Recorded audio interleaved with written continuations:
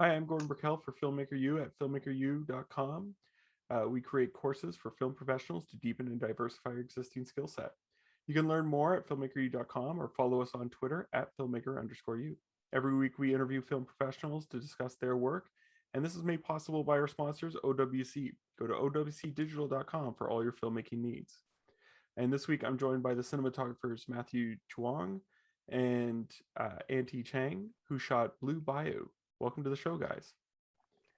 Thanks Thank you for for having having us. us. Now, it's not often that I hear about a movie being shot by two cinematographers. So, how did that happen? How did that come about? Yeah, I think that this movie has had a very lengthy prep. It's waiting for cast, financing, and the official green light. So, I think I became unavailable on another job, and Matthew came on, and then after a couple of months, I became available again. And since Justin, he was the lead actor, the director, the writer. Also, he produced the movie, so he had his plates pretty full. And it's also for uh, I've worked on Justin's past two films, and then with this one, we thought Matthew would bring his sensibility, his craft, a new perspective into the mix, and we thought it was quite quite interesting. And then for both of us, we also, we shot on Super 16. We also took on the operating duties. So there was just with a really ambitious shoot and schedule, it was just a lot to handle. And after on set, you feel like it would be nice if there's two of you, so you can solve problems twice as fast. And that's certainly the case during the shoot here. I think we wouldn't. It would be like an inferior film if it was just only one of us. So, what was the reason behind the choosing to go Super 16? Matt, you want to take this? Super 16 was something that Justin really wanted to do, and he wanted to do his last two films in Super 16, I believe, Auntie. And then, with this film, it became at a budget level where it was feasible, but we still had to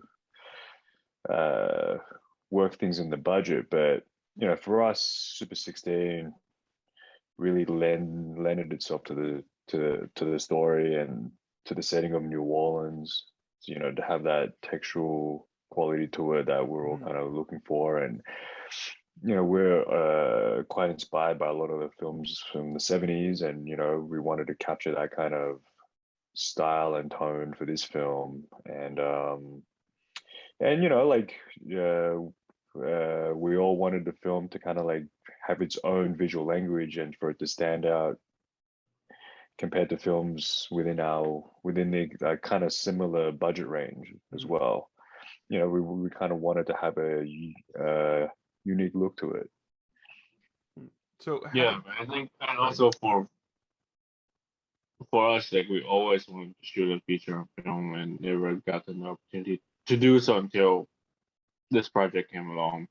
So we took the opportunity, and for us, like films, so it's just part of cinema history for so long that we wanted to be part of it, and in our little way to support it and keep it alive. do you think something's like, are we losing something when we move away from film into the more digital world? Like, is there, like I think about Happy Accidents, for example. Mm-hmm. Is there something like that that you find film has that digital doesn't? Yeah, we I think we're at a very unique point in time where if we were shooting this 20 years earlier, film is the only option, and who knows what will be 20 years from now. And right now, both mediums are, both quite fully developed. It has its own pros and cons and trade-offs, and so it right now can do it as a creative choice, as a tool. And yeah, I think we fully embraced the all the happy accidents. We knew that skin tones in sunlight on film will always look good, and walking in off the bayou, we know the highlights will always hold. And with show 16 for most, just really feel the grain, and like every night we'll get an email from the lab saying that there's hair in the gate, but but we left it in there, and we used it. And I think when we screened it, I can there quite a few people came up and told us they love saying that, like it's real, like they haven't seen it for so long, and just part of the charm. Yeah, no, there's a magic to shooting on film, and it's something that you can't see what you're filming on set, really. We have a video split that's standard definition. It's pretty dark, and it's almost black and white. So obviously the level of focus is a little bit more heightened when you're shooting on film. You only have 400 feet on 16, which is what 10 and a half, 11 minutes of rolling time. And so I think everyone's extremely focused. And like I said, we didn't really have a lot of monitors on set. We had like a little handheld that we might look at here and there, and then Justin might have a look at the framing, but it's not anything that you can kind of like we just have to be prepared for setting up the whole space.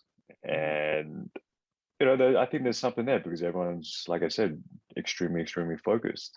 Yeah. And once you see it and you see what that photochemical process with with what they're doing in art department, with the costume and with our lighting, and once again the grain, which is something that the one thing that we didn't get to do is screen our dailies in a theater, which was what they used to do.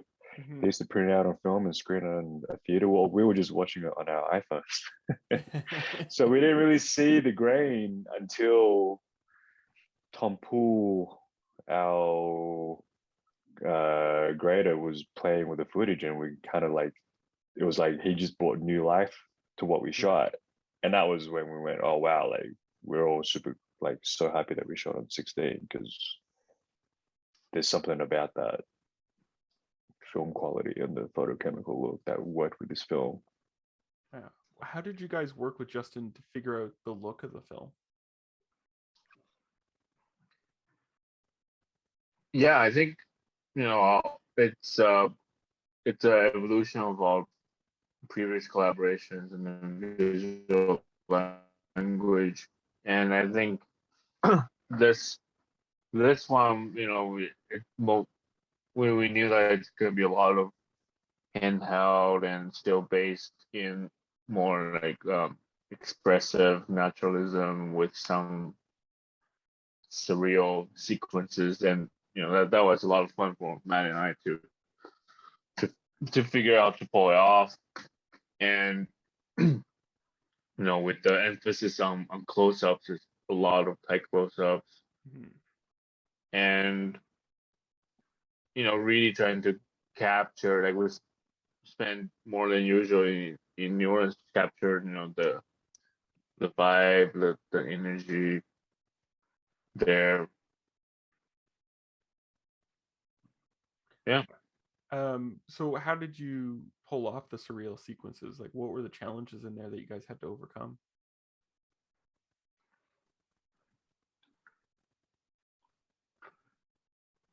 I think it was more you have it in the script and you start thinking about ideas. It's oh, do we do this thing with like the select focus, and then Justin was like, oh, I wanted the kind of image to have a little bit of a blur, but it's like a doubled image, and we're trying to figure that out, and we were looking at different ways to achieve that, and then it was as simple as putting Vaseline in certain areas here and there, and then we had a lot of rain too, and then what we found out was like when the rain starts hitting the lens, it kind of has this kind of like a interesting look to it.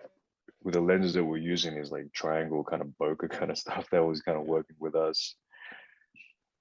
Yeah, and we found a hand crank camera, a hand crank A2 that we used.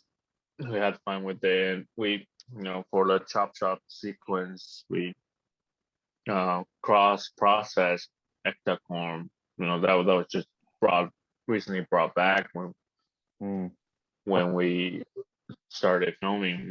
It's that beautiful heightened colors that you just cannot get any other way. And yeah, like we worked with the special effects. We built rigs so we can be shoot pretty realistically while being towed on a motorcycle, like a motorcycle on a tow trailer, and being able to do handheld around the motorcycle safely. And yeah, even the the underwater stuff that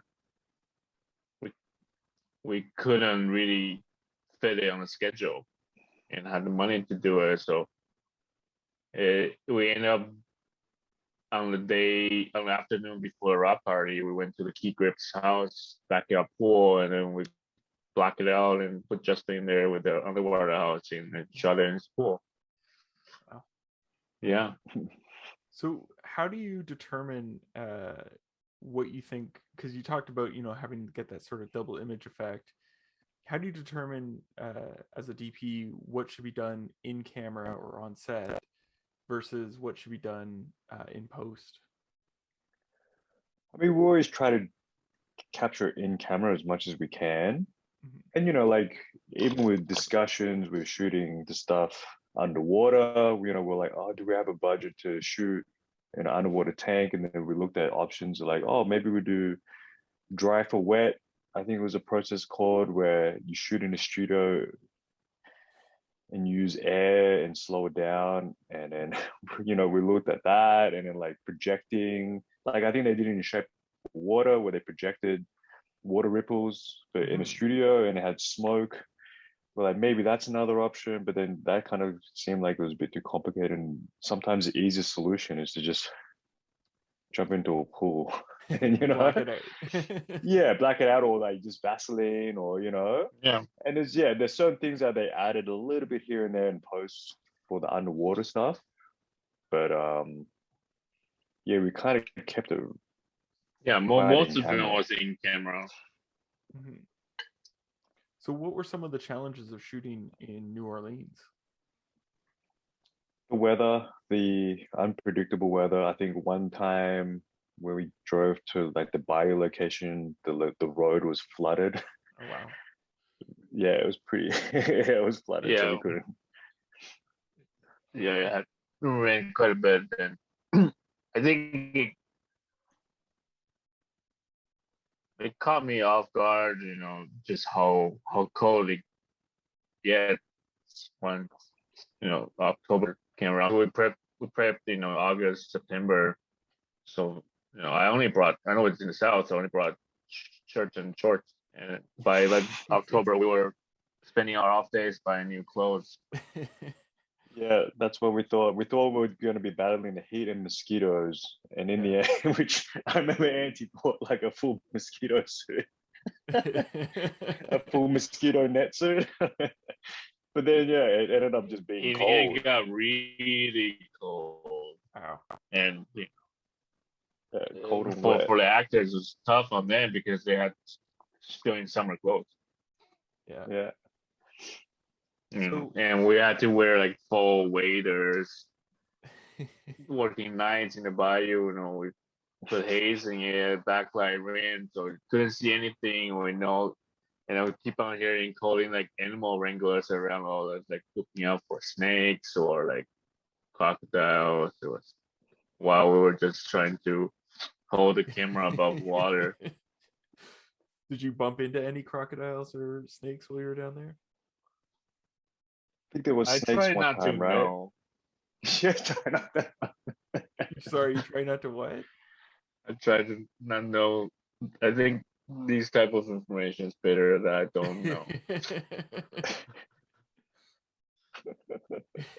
Was there a scene or a moment in the film that was particularly challenging to shoot, and like how did you guys overcome that? Trying to figure out how Um, to ride to ride a motorbike into a bayou. I think that took a lot of discussions with special effects and stunts and practical effects, and trying to figure that out. And obviously for our end, trying to capture that. That was pretty complicated. How about for you, Auntie?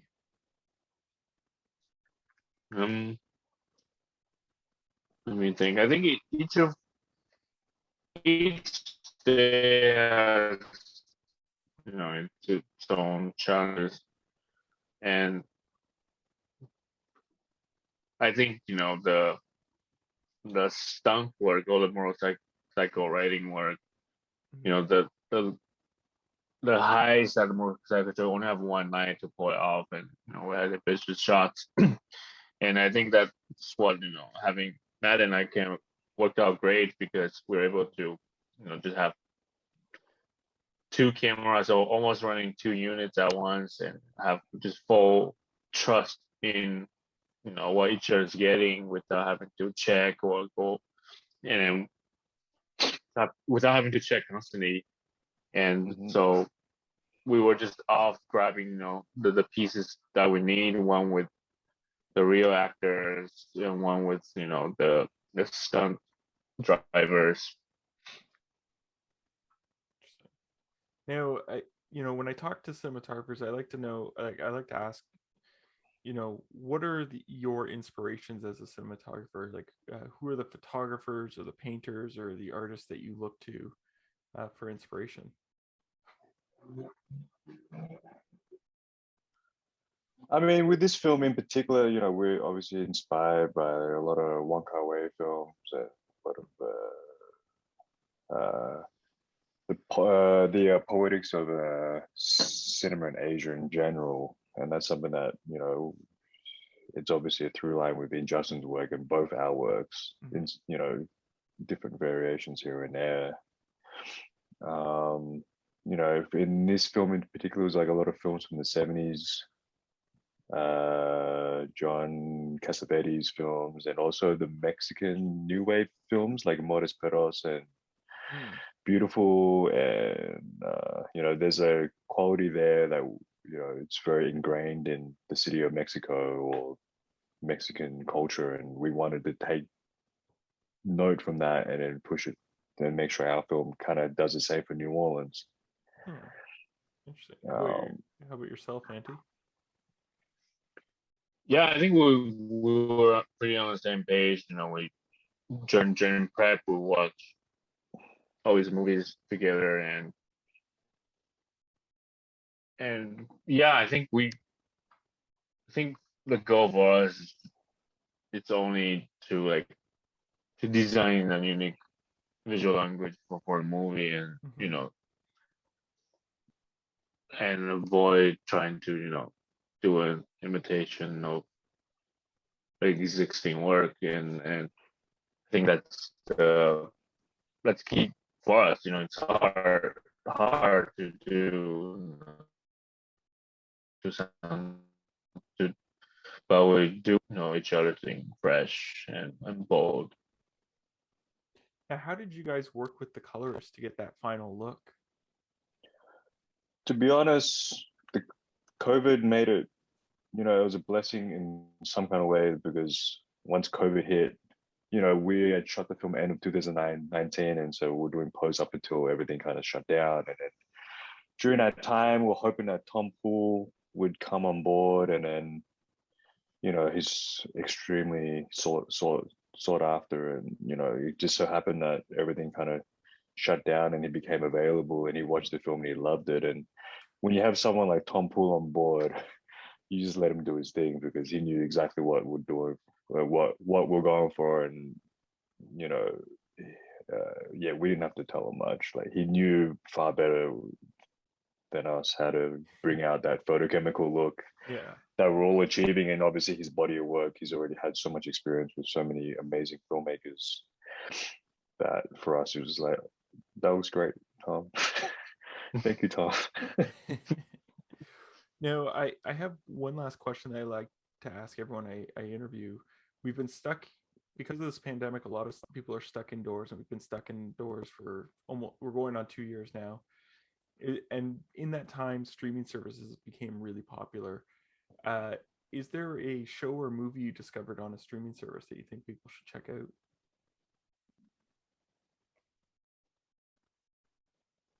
Ante, you got anything? Yeah, well, during the pandemic, I shot a show for Apple TV. It's called Pachinko, and it's coming out later this year. All right. So definitely check that out. We shot it in Korea, in Vancouver. It's, you know, it's set in Korea and Japan. You know, it's like an epic drama spanning from the 30s to the 90s. I haven't really been watching too much recently because I've been shooting in Italy and I did a film in Serbia last year. But when the pandemic first hit, and I think when everyone was feeling it, it was The Last Dance series with about the Chicago Bulls run with Michael Jordan and Scottie Pippen, Dennis Rodman. I think that is something that I just continue to watch constantly, is because it reminds me of being on a film set. It reminds me of everyone working together for a common goal. And there's different personalities and there's different yeah, for me it's like, yeah, watching that series has kind of like helped me, I guess, with my own viewpoints of filmmaking, because you know, it is a team. It takes a group of people to be able to do something together, and you know what they did is like, you know, highly inspiring. Yeah. Well, thank you guys for allowing me to interview today. And that's it for this week. Make sure to check out filmmakeru.com for our latest courses and follow us on Twitter at filmmaker_u. I want to thank you again, guys, for joining me. And I also want to thank our sponsors, OWC. Go to owcdigital.com for all your filmmaking and computer needs. I'm Gordon Burkell. Thanks for watching. Thank you very much. Thank you. Thank you, guys.